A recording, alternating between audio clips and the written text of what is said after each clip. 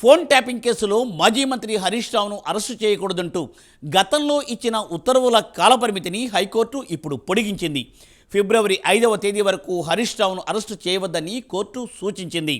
హరీష్ రావు ఆదేశాలతో తన కుటుంబ సభ్యుల ఫోన్ ట్యాప్ చేశారని సిద్దిపేటలో హరీష్ రావుపై పోటీ చేసిన బీఎస్పీ అభ్యర్థి చక్రధర్ గౌడ్ పంజాగుట్ట పోలీస్ స్టేషన్లో ఫిర్యాదు చేసిన సంగతి తెలిసిందే.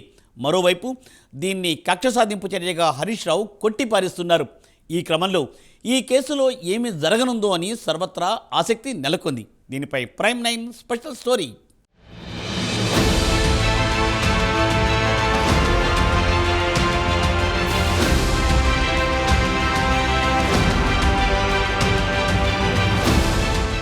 ఫోన్ ట్యాపింగ్ కేసులో మాజీ మంత్రి హరీష్ రావును అరెస్ట్ చేయకూడదంటూ గతంలో ఇచ్చిన ఉత్తర్వుల కాలపరిమితిని హైకోర్టు ఫిబ్రవరి 5 వరకు పొడిగించింది. హరీష్ రావు ఆదేశాలతో తన కుటుంబ సభ్యుల ఫోన్ ట్యాప్ చేశారని సిద్దిపేట నియోజకవర్గం నుంచి ఆయనపై పోటీ చేసి ఓడిపోయిన బీఎస్పీ అభ్యర్థి చక్రధర్ గౌడ్ ఇచ్చిన ఫిర్యాదు మేరకు పంజాగుట్ట పోలీసులు కేసు నమోదు చేసిన సంగతి తెలిసిందే. దీనిని కొట్టివేయాలని కోరుతూ హరీష్ రావు హైకోర్టులో పిటిషన్ దాఖలు చేశారు.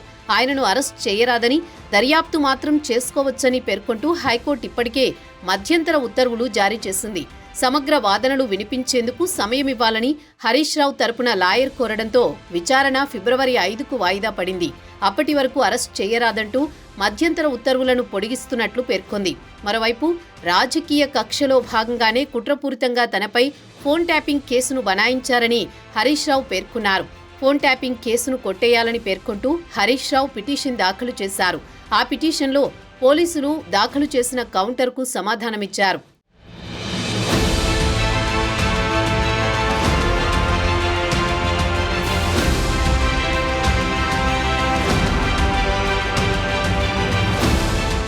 బీఆర్ఎస్ సీనియర్ నేత సిద్దిపేట ఎమ్మెల్యే హరీష్ రావుకు తెలంగాణ హైకోర్టులో ఊరట లభించింది.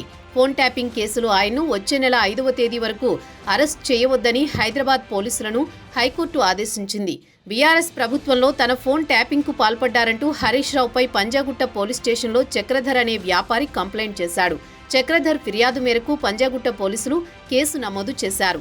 దీంతో తనపై నమోదైన ఎఫ్ఐఆర్ను క్వాష్ చేయాలంటూ మాజీ మంత్రి హరీష్ రావు హైకోర్టును ఆశ్రయించారు. ఆయన పిటిషన్పై న్యాయస్థానం విచారణ జరిపింది. వచ్చే నెల 5వ తేదీన వాదనలు వినిపిస్తామని పబ్లిక్ ప్రాసిక్యూటర్ కోర్టుకు తెలపడంతో విచారణ వాయిదా వేసింది. ఇదే కేసులో అరెస్టైన అడిషనల్ ఎస్పీ తిరుపతన్నకు సుప్రీంకోర్టు బెయిల్ మంజూరు చేయడంతో హైదరాబాద్లోని చెంచల్గూడ జైలు నుంచి విడుదలయ్యారు. రాజకీయ నేతలు, హైకోర్టు న్యాయమూర్తులు సహా పలువురి ఫోన్లు ట్యాప్ చేశారంటూ నమోదైన కేసులో జైల్లో ఉన్న ఆయనకు సుప్రీంకోర్టు బెయిల్ మంజూరు చేసింది.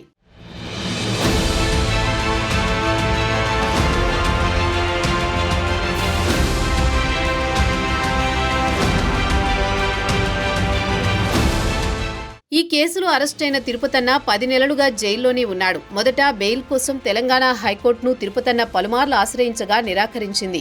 దీన్ని సవాల్ చేస్తూ ఆయన సుప్రీంకోర్టును ఆశ్రయించారు. కాగా విచారణ పలుమార్లు వాయిదా పడుతూ వచ్చినప్పటికీ ఎట్టకేలకు అత్యున్నత న్యాయస్థానం తిరుపతన్నకు బెయిల్ మంజూరు చేసింది. దీంతో ఆయన జైలు నుంచి రిలీజ్ అయ్యారు. తెలంగాణలో సంచలనం కలిగించిన ఫోన్ ట్యాపింగ్ కేసులో ఇప్పటికే పోలీసు ఉన్నతాధికారులు అరెస్ట్ అయ్యారు. ఈ కేసులో ప్రధాన నిందితులు ప్రభాకర్ రావు, శ్రవణ్ రావులను విదేశాల నుంచి రప్పించడానికి ప్రయత్నాలు జరుగుతున్నాయి. ఈ కేసులో ఇప్పటికే బీఆర్ఎస్కు చెందిన మాజీ ఎమ్మెల్యేలు చిరుమర్తి లింగయ్య, జైపాల్ యాదవ్లను విచారించారు. ఈ క్రమంలో మరో కొంతమంది బీఆర్ఎస్ నేతలను కూడా విచారించే అవకాశం ఉన్నట్టు సమాచారం. సంఘ విద్రోహ శక్తులు ఫోన్ ట్యాపింగ్ పేరుతో కొంతమంది ప్రైవేటు వ్యక్తుల ఫోన్లు ట్యాపింగ్ చేసినట్లు ఆరోపణలు వచ్చాయి. దీంతో తీగ లాగితే డొంక కదిలినట్లు చాలామంది పెద్దల పేర్లు బయటికి వస్తున్నాయి. ఈ నేపథ్యంలోనే హరీష్ రావు కూడా తన ఫోన్ ట్యాపింగ్ చేశారని చక్రధర్ గౌడ్ పోలీసులకు ఫిర్యాదు చేశారు. చూడాలి మరి ఏం జరుగుతుందో ఈ కేసులో.